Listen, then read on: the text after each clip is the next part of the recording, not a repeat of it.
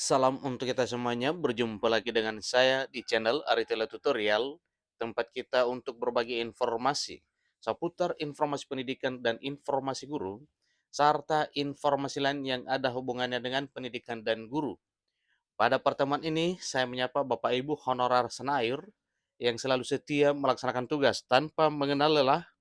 Saya yakin bahwa Bapak Ibu honorer selalu dalam keadaan sehat walafiat. Pada pertemuan ini ada satu informasi penting yang perlu saya sharekan kepada Bapak Ibu terkait dengan harapan Bapak Ibu honorer untuk diangkat menjadi ASN di tahun 2023 tahun ini. Nah, di sini ada satu informasi Bapak Ibu bahwa pemerintah memberi angin segar kepada tenaga honorer yang ingin menjadi aparatur sipil negara. Nah, di sini ada satu ketegasan DPR setara ASN. Oleh DPR menyampaikan bahwa honorer nantinya setara dengan ASN. Jadi inilah informasinya Bapak Ibu, dan bagaimana rencana pemerintah mengangkat honorer menjadi ASN, demikian dengan respon atau dorongan dari DPR untuk pemerintah dalam hal pengangkatan honorer ini. Simak video ini sampai selesai, jangan ketinggalan informasi. Dan bagi Bapak Ibu yang sedang menonton, demikian dengan Bapak Ibu yang mungkin baru menemukan video melalui channel ini, dukung dengan cara like dan subscribe, share, dan komen, serta nyalakan tombol notifikasinya supaya semua informasi yang disalurkan melalui channel ini selalu update di layar Bapak Ibu. Tanpa basa-basi lagi, langsung pada informasinya. Menjadi pegawai negeri sipil ini merupakan idaman banyak lapisan masyarakat, terutama bagi tenaga honorer yang saat ini belum resmi dihapus. Nah, tentunya ada apa dengan honorer yang ingin diangkat menjadi aparatur sipil negara dalam arti status PNS. Ini adalah suatu hal yang muncul karena memang sudah lama mengabdi di instansi pemerintah. Banyak jasa, banyak kontribusi, dan pengabdian yang telah diberikan kepada negara melalui pekerjaan di instansi pemerintah, baik pusat maupun daerah. Namun, kabar gembira untuk honorer datang dari pemerintah. Pada proses pendataan tenaga non-aparatur sipil negara atau pendataan honorer, pemerintah sudah menutup penataan jauh hari sebelumnya, yaitu penutupan terakhir tanggal 31 Maret bulan yang lalu.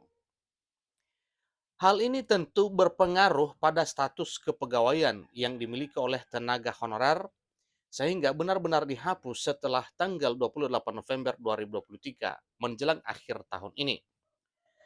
Nah, tentunya Bapak Ibu honorer ingin supaya pekerjaan berlanjut dan bahkan memimpikan suatu hal yang lebih dari pekerjaan selama ini.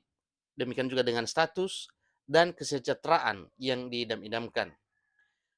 Suatu hal yang wajar kalau semua honorer mengharap supaya bisa diangkat menjadi ASN dengan status PNS maupun P3K di tahun 2023 tahun ini. Tentu saja kebijakan ini memberikan angin segar bagi tenaga honorer. Mereka memiliki celah masa depan yang lebih cerah tentunya. Seiring dengan adanya surat BKN nomor K.26 datar 30N titik 23 datar 4199 yang berisikan hal-hal perlu diperhatikan dalam proses pengangkatan honorer menjadi aparatur sipil negara. Jadi ada beberapa poin penting yang harus diperhatikan sebelum memutuskan untuk mengikuti seleksi CPNS, seperti minimal berusia 19 tahun dan maksimal 40 tahun. Demikian masa kerja minimal 1 tahun sejak tahun 2005 dan penghasilannya tidak dibiayai dari anggaran pendapatan dan belanja negara, demikian juga dengan anggaran pendapatan dan belanja daerah.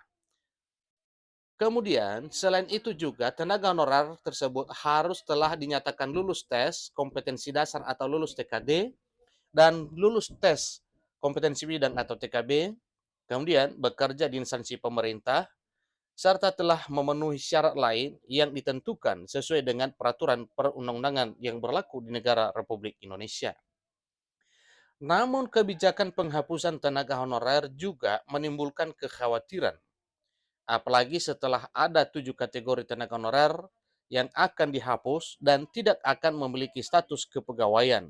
Nah, ini adalah suatu hal yang memang benar-benar dikhawatirkan dan dicemaskan oleh honorer, dengan adanya isu penghapusan honorer di instansi pemerintah. Memang suatu hal yang wajar karena memang sebelumnya ada peraturan pemerintah yang mengatur tentang status kepegawaian, yang mana pada peraturan pemerintah tersebut ada satu ketegasan bahwa pegawai yang ada di instansi pemerintah hanya dikenal ada dua status, yaitu pegawai negeri sipil atau PNS dan pegawai pemerintah dan penunjang kerja atau P3K. Seterusnya, inilah yang harus dipikirkan oleh Bapak Ibu honorer sehingga membutuhkan satu titik terang kejelasan nasib dari pemerintah tentunya. Penghapusan tenaga honorer bisa berdampak pada sektor perekonomian sehingga mengakibatkan pengangguran meningkat. Untuk mengatasi hal tersebut, Presiden dan Menpan RB terus mencari solusi serta jalan tengah terbaik demi menengahi masalah tersebut. Dan satu hal yang perlu kita tangkap informasinya bahwa apa yang telah diinstruksikan oleh Presiden Jokowi selaku Presiden Republik Indonesia kepada Menpan RB bahwa permasalahan honorer harus dicari jalan tengah terbaiknya. Seterusnya, informasi tentang penghapusan honorer di 28 November 2023 tahun ini itu tidak perlu dicemaskan lagi karena memang oleh Presiden Jokowi telah menginstruksikan kepada Menpan RB supaya jangan ada penghapusan. Yang akhirnya instruksi tersebut direspon langsung oleh Menpan RB dan telah menyampaikan kepada publik bahwa tidak akan ada penghapusan honorer pada tahun 2023. Demikian dengan penghasilannya tidak akan dikurangi dan apabila memungkinkan dalam hal pengangkatan honorer ada beberapa hal yang perlu diperhatikan asalkan salah satunya tidak ada pengaruh signifikan terhadap belanja negara. Komisi 2 DPR memberikan pengertian terkait kasus tersebut. Mereka menegaskan prinsip keadilan, kompetitif, dan memberikan kesempatan setara untuk diangkat menjadi aparatur sipil negara.